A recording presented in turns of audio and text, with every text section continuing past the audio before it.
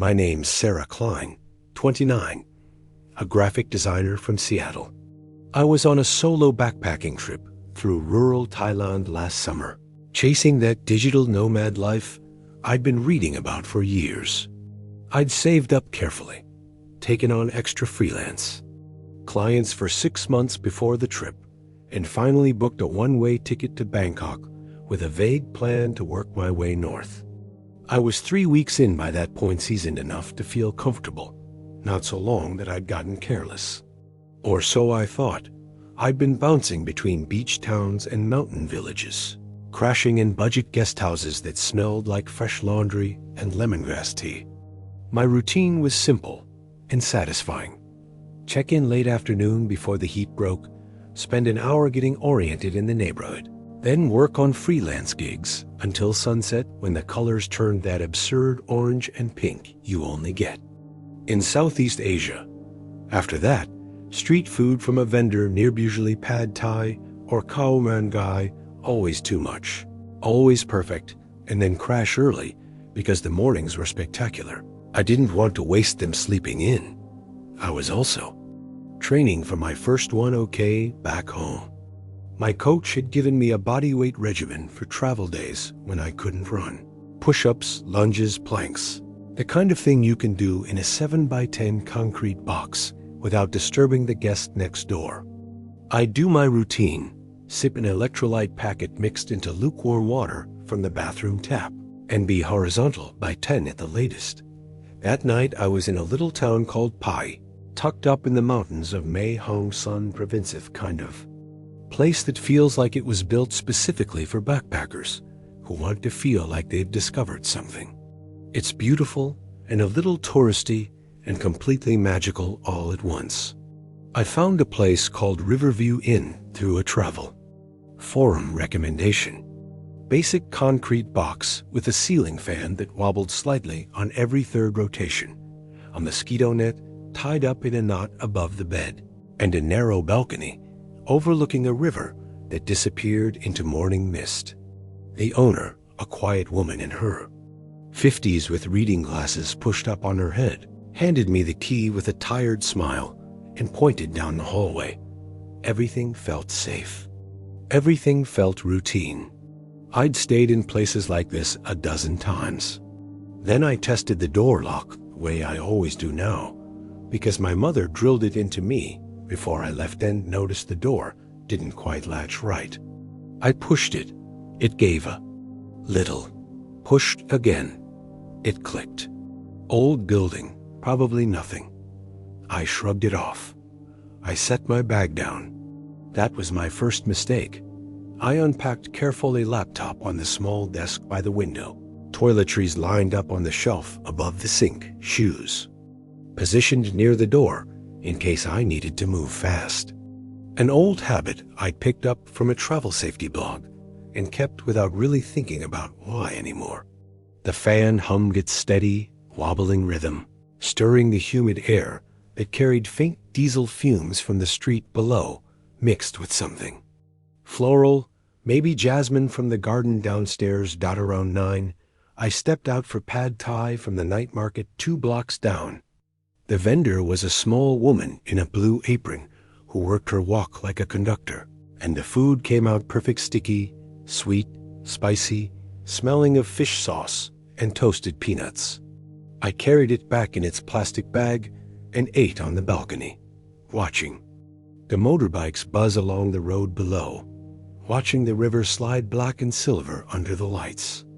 I finished every bite, went back inside, double-checked the door, still finicky, but it seemed to hold when I pushed firmly. The first red flag came at around 10:30 when I was deep in a client's logo revision, headphones on, fan drowning out most ambient sound. I pulled one earbud out to get a drink of water and heard it. Footsteps in the hallway. Not walking, shuffling. Slow, deliberate drags, like someone in heavy boots moving without urgency, moving like they had all the time. In the world, I sat still. They stopped right outside my door. No knock, no key card, no voice. Just the faint terrible sound of breathing on the other side of the wood. Raspy, uneven, close enough that I could tell it wasn't accident, wasn't someone passing by. It was someone standing, waiting. I froze, heart picking up speed. Before my brain had fully processed why, my hand went to my phone automatically. Probably another guest, I told myself. Tired traveler leaning against the wall, checking their phone, looking at a map. Drunk, maybe, disoriented, trying to remember which room number was theirs. I counted to 30 in my head. The footsteps shuffled away, slow and deliberate as they'd come. I shook it off. Took a quick shower. The water ran lukewarm, scented with cheap floral soap that left my skin slightly tacky in the humid air. Dried off. Climbed under the mosquito net. Settled. That's when the second red flag arrived. A scratching sound. Low, rhythmic. From the wall directly behind the headboard. Inches from where my pillow was. Like fingernails, and I want to be specific here, because my mind kept trying to give me the innocent explanation. But this is what it genuinely sounded like fingernails dragging slowly across the plaster. Pause. Start again. Pause. Start again. Rats. I told myself it was rats. These old buildings are full of them. Everyone knows it. Thailand is full of wildlife in the walls. There are geckos climbing the ceiling right now, and that's fine. This is fine. I banged on the headboard once hard. The scratching stopped immediately. Too immediately. Maybe not the startled scurry of an animal, but the held breath stillness of something that understood the signal. I told myself I was catastrophizing. Laughed it off. Put my earplugs in. I didn't sleep. I lay in the dark and stared at the mosquito net and listened to the muffled world through phone plugs and thought about nothing in particular for almost 2 hours. Around midnight, the third red flag appeared, and it was impossible to explain away. The light under the door flickered.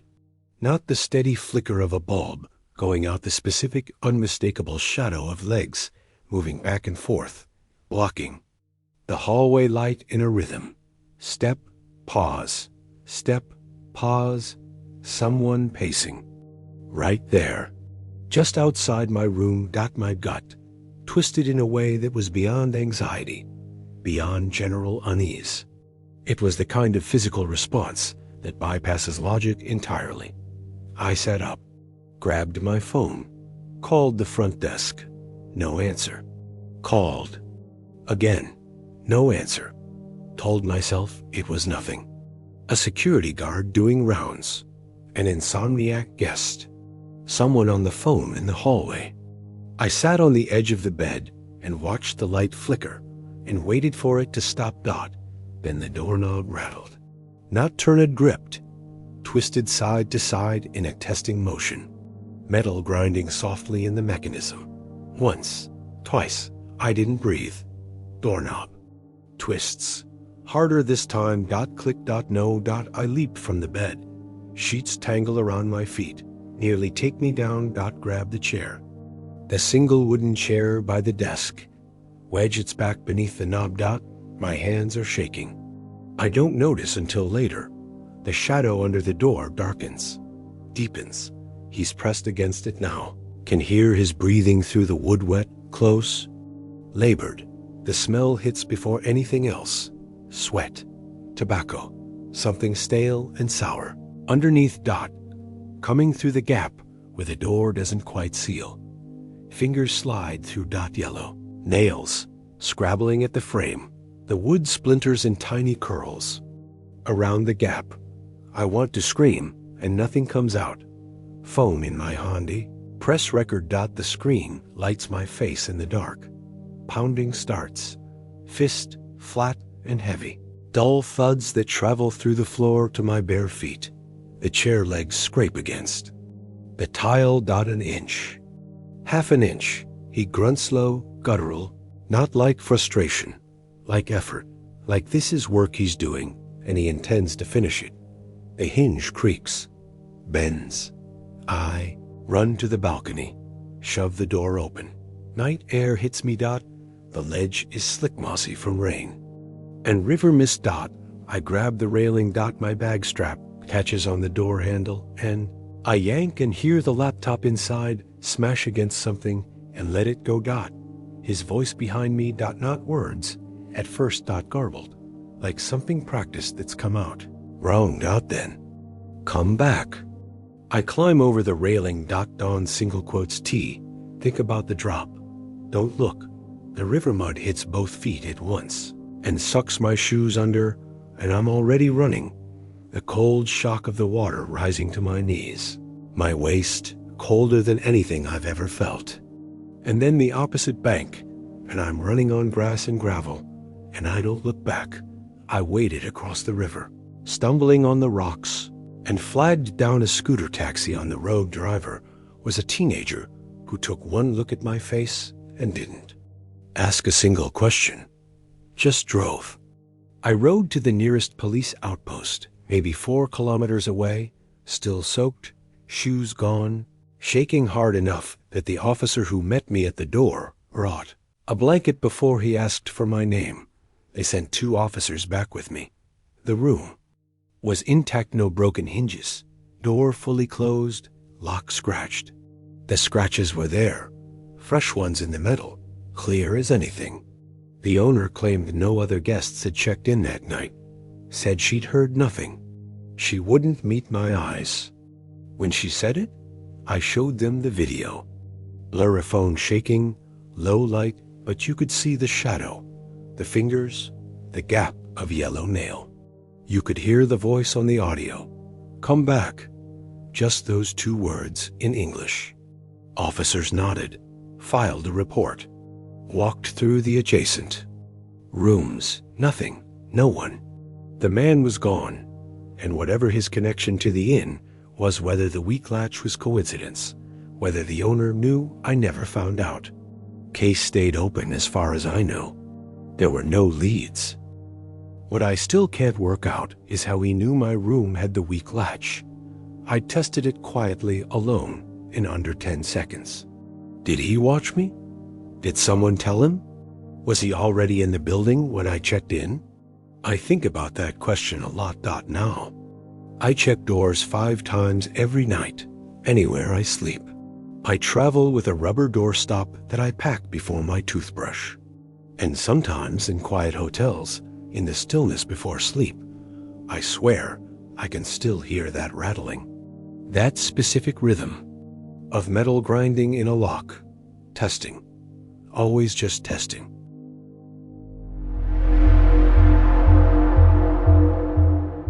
I'm Marcus Hall, 34, a sales rep from Chicago. I travel solo for work about 40 weeks a year. Hotels have become my second home in the least romantic sense possible. I know how to read a room number in the dark, how to work the sad little coffee maker without reading the instructions, how to arrange my suitcase so nothing wrinkles. I've stayed in thousands of hotel rooms. I've learned to sleep through ice machines and thin walls, and the particular 3 a.m. loneliness of a city you'll leave before you've learned its name. I mostly stay in budget chains off highways. Faded names with vending machines that spit out warm soda, free breakfast that ends at 9 sharp, parking lots under buzzing lights. Not glamorous, but functional and usually safe. I've never felt genuinely threatened in a hotel room before or since. I want to say that clearly, because I don't want this to sound like paranoia or pattern finding. This was one night, singular, and it was different from anything before or after it in a way I can't fully explain. I just wrapped a brutal 2-day conference in Tulsa, Oklahoma. Q3 review, the kind of meeting that requires a drink at the end. I was nursing a pulled calf muscle from a pickup basketball game with colleagues the night before trying to ice it with a bag of crushed ice from the hallway machine, which kept leaking onto the bedspread. I checked into the Highway Haven Motel, room 212. Peeling beige paint on the walls, a C unit rattling in its case like it had loose marbles inside, A faint bleach smell that never quite covered what was underneath it. Queen bed that sagged in. The exact right spot, TV that worked, desk lamp that flickered once and then held steady. It felt like home. Sad version of home, but home. I hung my suit on the back of the bathroom door, cracked a beer from the mini fridge that the previous guest had left half full, and the housekeeper had apparently not checked, and settled in for a night of expense reports. There was one small thing. The blind horizontal slat blinds, the cheap plasticky kind, had a gap at the bottom where one of the slat clips was broken. The highway outside was lit up orange and white, and if I lay in bed, I'd be looking directly at a sliver of the parking lot. I got up and adjusted them. Bent the bottom slat down just enough to cover the gap. It held. I told myself it was fine. I sat back down and opened my laptop. I worked through my expense report and ate the room service burger I'd ordered. Thyr beef was dry, ketchup too sweet, fries already limp, but I ate all of it. The AC rattled its familiar rattle. ESPN played. Low in the background, some panel show arguing about something I wasn't tracking. The pulled calf throbbed distantly. Around 10, I switched from beer to water, thinking about the early drive tomorrow. 10 o'clock. First red flag. A knock at the door. Soft. 3 taps, evenly spaced, almost polite. I got up, checked the peephole. Mustardy yellow hallway carpet. Nothing. No one visible in either direction as far as I could see, which was maybe 10 feet in each direction. I waited a moment. Room service mix-up, wrong floor, someone who'd thought better of whatever they wanted. I went back to the desk. Second knock, maybe 5 minutes later. Harder this time, more insistent. The kind of knock that assumes you're in there and chose not to answer the first time. I called out, "Wrong room," voice carrying the annoyance I actually felt. Checked the peephole again. Still nothing. The hallway was completely empty, which was, in retrospect, wrong in itself. There's nowhere to go that fast. Not around a corner, not into an elevator, not into another room. People don't vanish in 5 seconds. I told myself I just missed. Him. Latched the chain. Sat back with my back to the door, laptop balanced on the sagging mattress. Third red flag. My phone buzzed on the nightstand. Unknown number, local Tulsa area code. The text read, "Open up." It's me. I stared at it. I hadn't given anyone my personal number except my company dispatch, who had standing instructions not to share it. I hadn't told any of the conference attendees where I was staying. It hadn't come up. Nobody from the office had reason to contact me at 10 at night by text. The message had no context, no setup, no name. Just, "Open up." It's me. I wrote back, "Who is this?" and got nothing back. Nothing. The typing indicator appeared for a second and then disappeared. And while I was staring at the phone, the knocking started again. This time it wasn't 3 polite taps. It was rhythmic, continuous, patient in a way that was more frightening than urgency would have been. My chest was tight. I wasn't in a panic yet, but I was past denial. I sat on the edge of the bed and watched the door and tried to think clearly. Then the peephole went dark. An eye pressed up against the glass. I could see it when I looked. Gray iris, the fine red lines of blood vessels, completely steady, staring back at me through 2 inches of hollow corridor. Unblinking. Gray. I pressed to the glass. It doesn't blink. I step back. My heel catches the bed frame. The chain jerks. Not tested. Pulled. Hard. The door bows inward. I hear the frame crack. A splinter runs up the painted wood. Phone buzzes on the nightstand. Screen lights up the ceiling. Now, his foot connects with the door. Full force. The impact shudders through the floor. Boot print smears the painted surface. Low down. Near the hinge, the AC rattles on. The ESPN panel argues on. Everything normal on the other side of everything normal. Grab the bedside lamp. Heavy ceramic base. Good weight. I pull the cord free from the wall. His arm comes through the gap. The chain holds barely, but the gap is wide enough. His arm reaches past the elbow. Forearm muscles standing out. Hand grasping. At nothing. At air. At anything in reach. Sweat drips from his wrist to the carpet. I can smell him, something sharp and unwashed, and specific. The smell of someone who's been waiting for a long time. I swing the lamp, ceramic to bone. The crunch is quieter than I expected. His yell is louder. High, wet. Genuine pain. He pulls back. A smear of dark blood on the doorframe where his knuckles were. A brief silence. Then a beep. The electronic beep of a keycard reader. Green light. The handle starts to turn. I put my elbow through the window. Don't feel it until later. 6 small cuts along my forearm. Glass hits the parking lot. One leg over the sill. The cold air catches me. Footsteps behind me. I drop. Parking lot gravel bites my socked feet. I run to the rental car. Key fob in my hand. I don't know when I grabbed it. Engine starts. Headlights catch the motel facade. Thing in the doorway. I drive. I drove straight to the Oklahoma Highway Patrol Station and walked in bleeding from the forearm. Cuts, which looked worse than they were. They took me seriously immediately, to their credit. 2 officers drove back to the motel with me inside the hour. The room looked exactly like I'd left it, except for the broken chain and the smear of blood on the doorframe, which had been wiped. Not cleaned, wiped quickly in a smear, the way you do it in 30 seconds with a sleeve. No other blood. No broken glass on the inside. He'd avoided the window. The blinds I'd fixed were bent again. The gap at the bottom reopened to face the parking lot. Phone record subpoena came back 2 weeks later.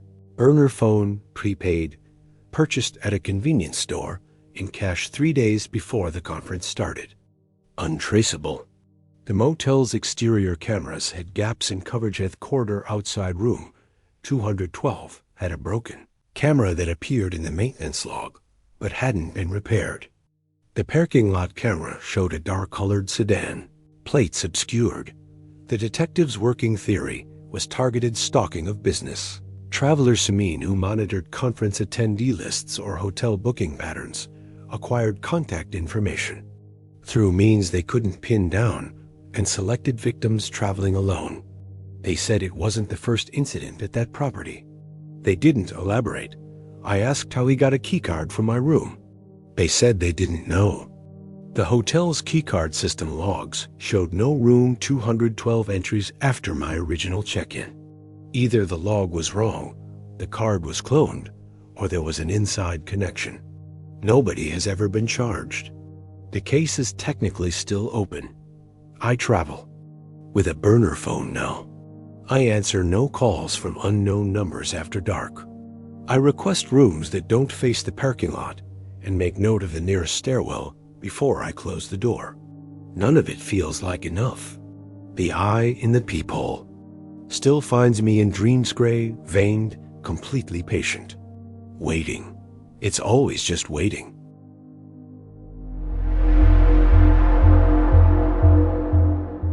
Elena Vasquez here, 26, barista from Portland, Oregon. I spend my working life making $8 lattes for people in software, and I don't resent it at all because it funds the thing I actually care about, solo travel. I save my tips religiously. I have a spreadsheet. Every quarter I figure out what I can afford and book the cheapest flight to the most interesting place the budget will reach. This trip I'd splurged well. Splurged by my standards.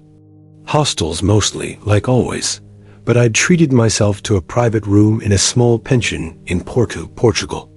Old building in the Ribeira district, narrow stone stairs, tile work on the exterior walls in blue and white.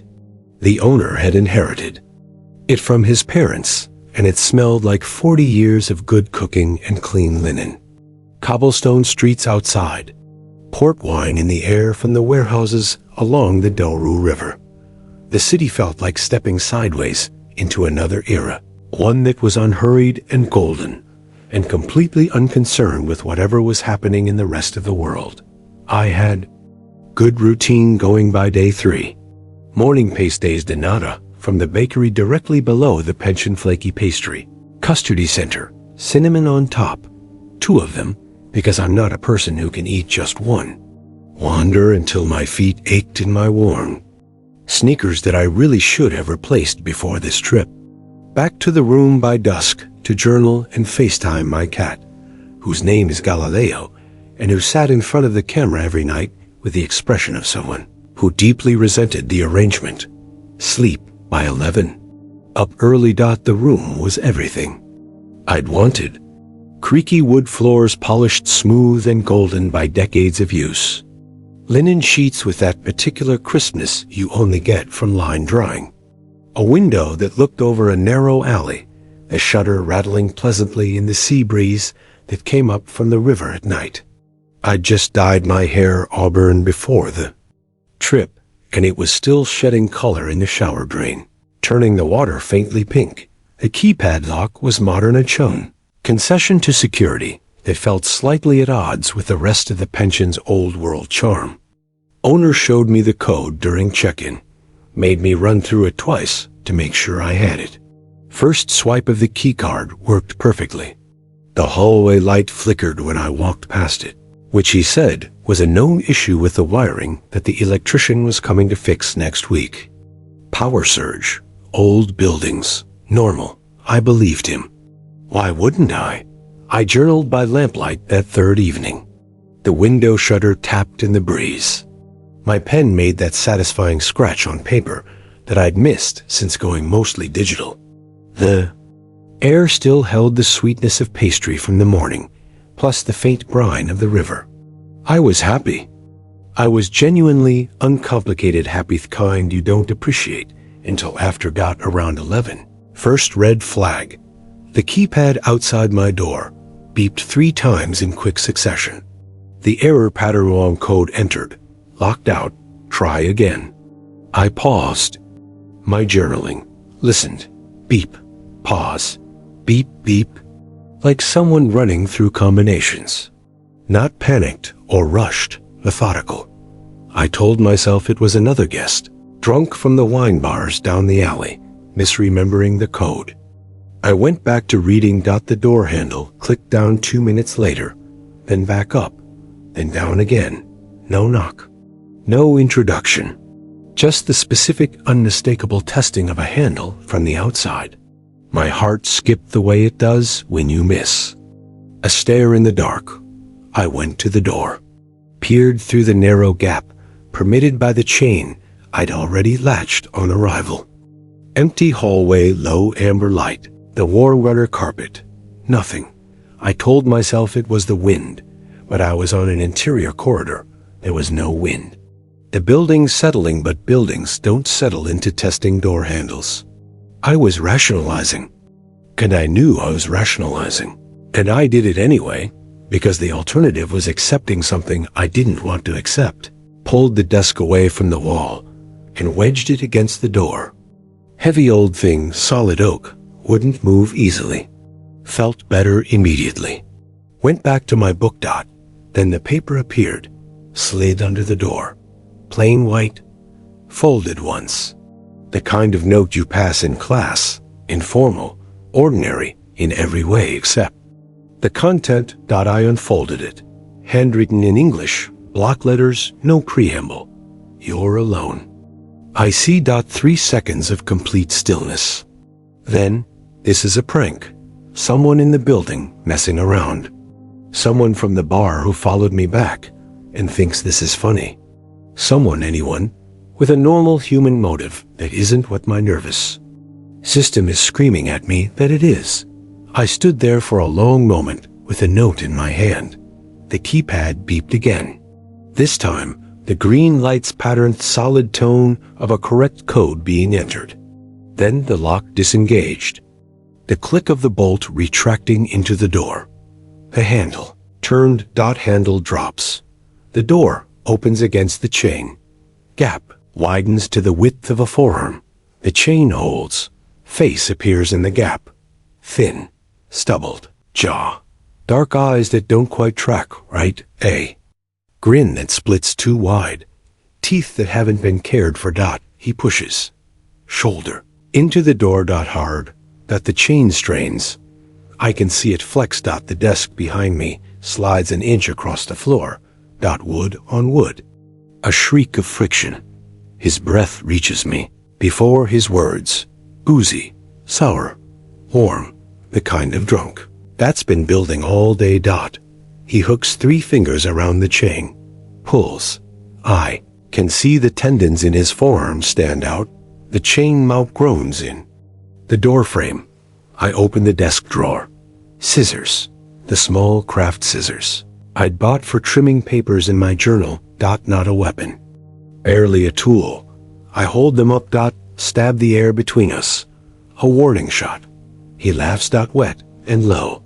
You next, he says. Not threatening, exactly observation. Like he's just noting the order of things. The shutter bangs behind me. I flinch. Look back for half a second. He kicks the door. The sound is enormous in the small room. The wood cracks at the frame. Splinters sting my ankle. I swing the scissors toward the gap. They connect with something. I don't aim. I just swing.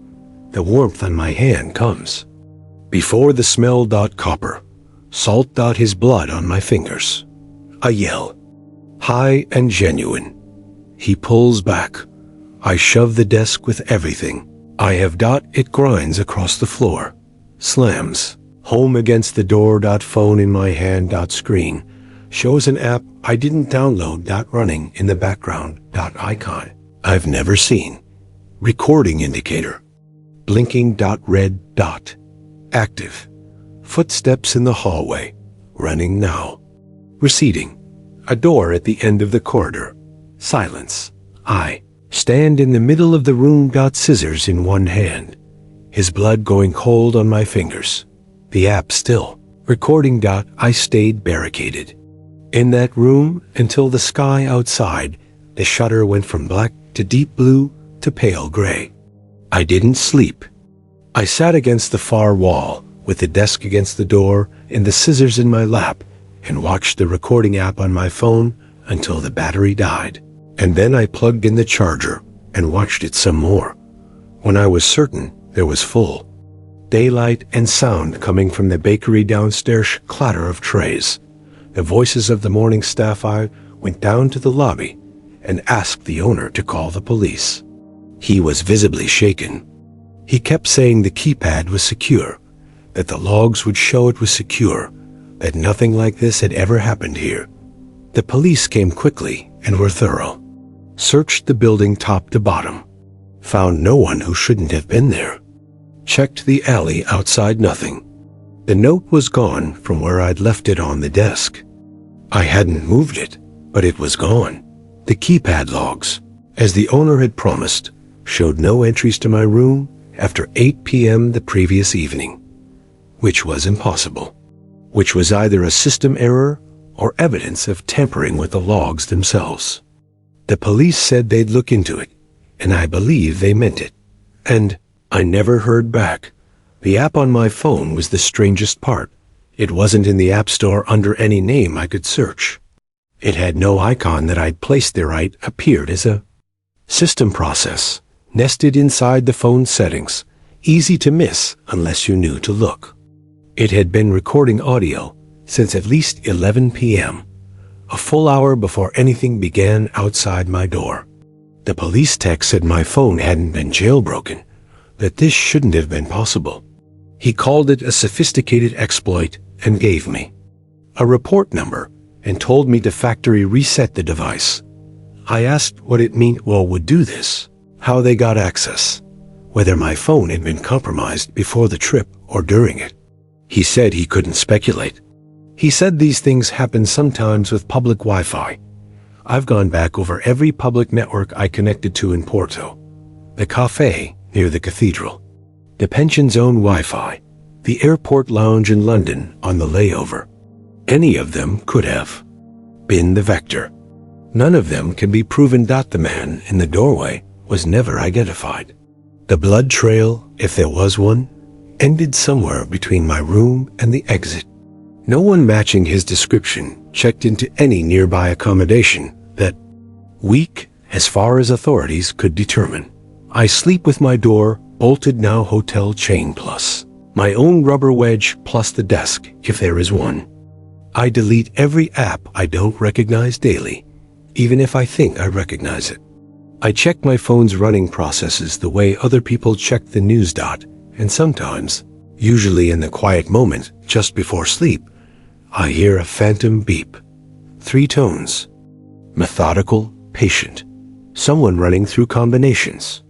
Someone who already has part of the code and just needs a little more time. I wonder if he ever reset it. I wonder if he's still using it somewhere.